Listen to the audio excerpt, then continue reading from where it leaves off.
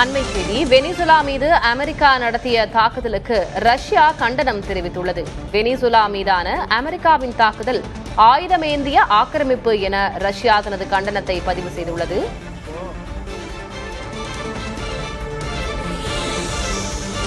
Venezuela மீது America நடத்திய தாக்குதலுக்கு ரஷ்யா கண்டனம் தெரிவித்துள்ளது. நாம் சற்று நேரத்திற்கு முன்பாக இருந்து பார்த்து வந்தோம்.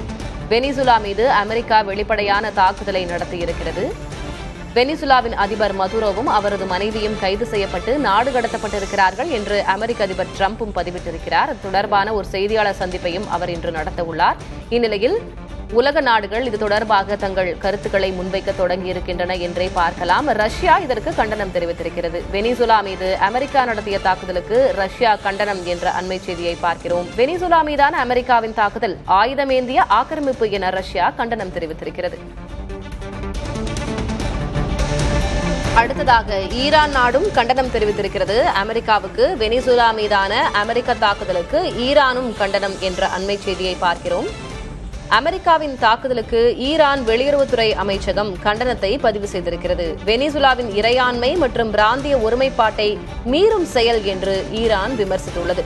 வெனிசுலா மீதான அமெரிக்காவின் தாக்குதலுக்கு முன்பாக ரஷ்யா கண்டனம் தெரிவித்திருந்தது. தற்போது ஈரான் நாடும் கண்டனம் தெரிவித்திருக்கிறது. இது வெனிசுலாவின் இறையாண்மைக்கு எதிரான செயல் என்று ஈரான் கூறியிருக்கிறது.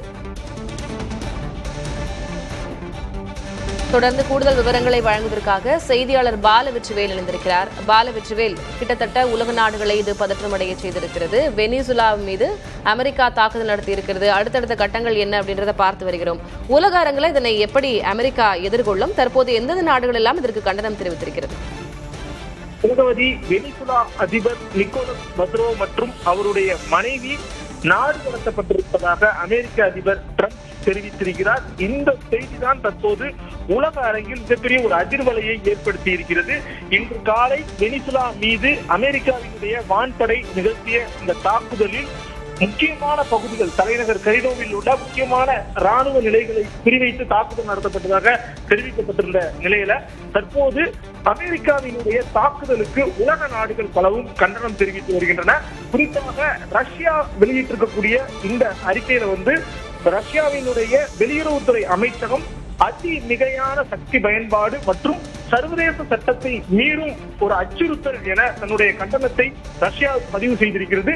அதே போன்று நீங்கள் குறிப்பிட்டது போல ஈரானும் வெனிசுலாவின் ராஜ்யத்திற்கான அக்கறை மீறல் எனவும் கரீபிய நாடுகளுக்கிடையே இது பதற்றத்தை ஏற்படுத்தும் எனவும் தன்னுடைய கண்டனத்தை தெரிவித்திருக்கிறது. வெனிசுலா தென் அமெரிக்க நாடாக இருக்கிறது.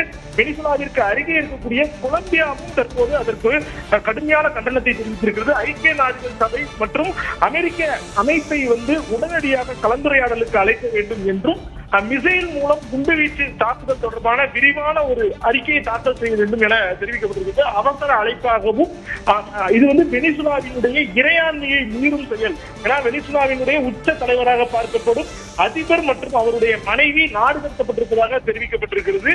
குறிப்பாக இதற்கு அமெரிக்காவினுடைய விளக்கம், அதாவது ஏன் நாடு கடத்துகிறோம் என்பது தொடர்பான ஒரு முக்கியமான ஒரு அறிக்கையும் வெளியாகி இருக்கிறது. கிரிமினல் குற்றம் செய்தார் என்கின்ற ஒரு காரணத்தினாலும் சர்வதேச அமைதியை குலைக்கும் வகையில் செயல்படுகிறார் என்கின்ற ஒரு அடிப்படையிலும் அமெரிக்கா தற்போது வெனிசுலாவினுடைய அதிபர் மற்றும் அவருடைய மனைவியை கைது செய்ததற்கான காரணமாக தெரிவித்திருக்கிறது. தொடர்ச்சியாக கியூபாவும் முதல் குரலாக வெனிசுலாவின் மீது நடத்தப்பட்ட தாக்குதலுக்கு எதிர்வினை ஆற்றியிருக்கிறது. தொடர்ச்சியாகவே இந்த நிலவரம், அதாவது வெனிசுலா மீது நடத்தப்பட்ட இந்த தாக்குதலுக்கு இடது அமைப்பு நாடுகள், குறிப்பாக ரஷ்யா, சீனா, கியூபா, கொலம்பியா, ஈரான் உள்ளிட்ட அந்த நாடுகள் தொடர்ச்சியாக தங்களுடைய நிலைப்பாட்டையும் கவலையும் தெரிவித்து வருகின்றன. இந்நிலையில் விரிவான ஒரு செய்தியாளர் சந்திப்பு இன்று அமெரிக்க அதிபர் டிரம்ப் நிகழ்த்த உள்ளார். அதுலதான் எதற்காக வெனிசுலாவின் மீது நாங்கள் தாக்குதல் நடத்தினோம், வெனிசுலாவினுடைய அதிபர் தற்போது எங்கே இருக்கிறார், அவர் எந்த இடத்துல அவர் கைது செய்யப்பட்டு அழைக்கப்பட்டிருக்கிறார் அப்படிங்கிற முழுமையான ஒரு விவரம் தெரிய வரும்.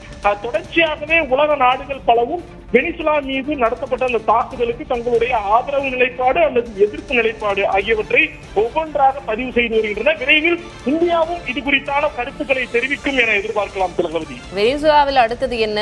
அமெரிக்கா இந்த விமர்சனங்களை, கண்டனங்களை எப்படி எதிர்கொள்ளும் என்பதுதான் அடுத்த கேள்வியாக இருக்கிறது. உங்களுடைய தற்போதைய விவரங்களுக்கு நன்றி பாலா.